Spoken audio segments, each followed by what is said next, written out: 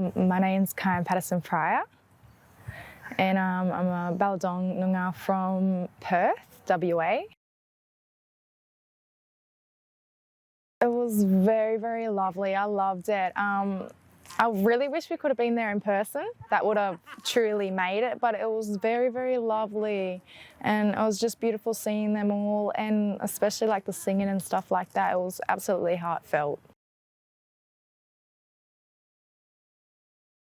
Well, with all the stolen generation and stuff like that, that's happened. I mean, it might have been like ages ago for people that are non-Indigenous and stuff like that, but like I look at it as that was my dad's family. Like that's very, very close. It was just like a generation two from my father. So it's still very raw. I think it's very important for our youths to know about our culture, to be able to speak our language, to know our struggles and somehow make a change.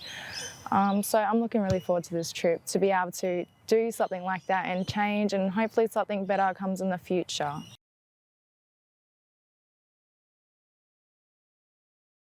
Well, we're sitting here in Sydney already. It's amazing. Only got a few hours left here, but I'm very, very excited. Yeah, I've never been international before, so it's, yeah, very amazing.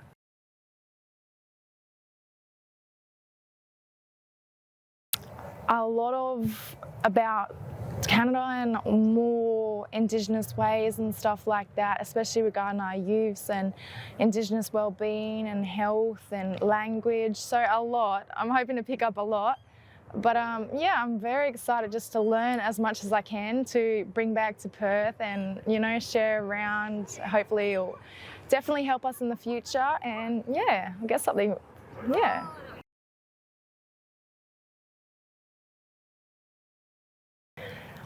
I would say that it's very important, especially to speak. If you're struggling, if you need a yarn, just speak up. I mean, there's not people that won't listen, but you will find some. There's a lot of us that especially care about it, and just your health. Really look after yourself and reach out. That's the number one thing.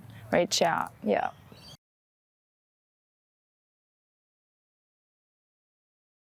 I think not only just your health, your family, your language.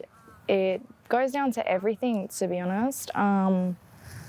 Yeah, just being social, obviously, especially, you know, being Indigenous and having that background. A lot, you know, of our mobs, we don't communicate, we don't speak to one another, but it's important to get back in with our roots and, yeah, connect with our culture. It's very important.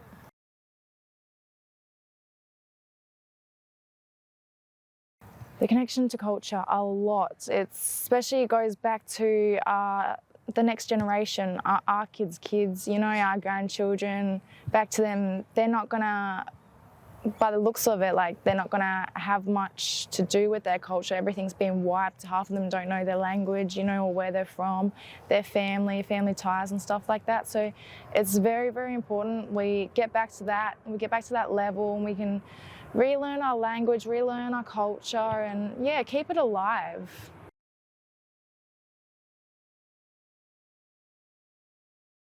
A lot of things. I think as the First Nations people, you know, and our next are still upmerging, they're going to be the next first.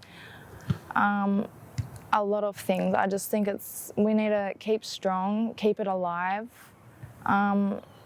Yeah, our culture does mean a lot to us. All our traditions, our traditional foods and stuff like that, so much we're missing out on. Yeah, it's just very important. We need to keep that alive.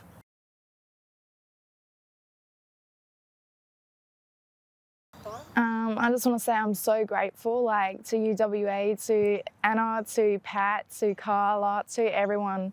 Especially with me, it was so last minute, but this is something that's going to benefit me in my future, in my daughter's future, in a lot of Indigenous and Torres Strait Islands family.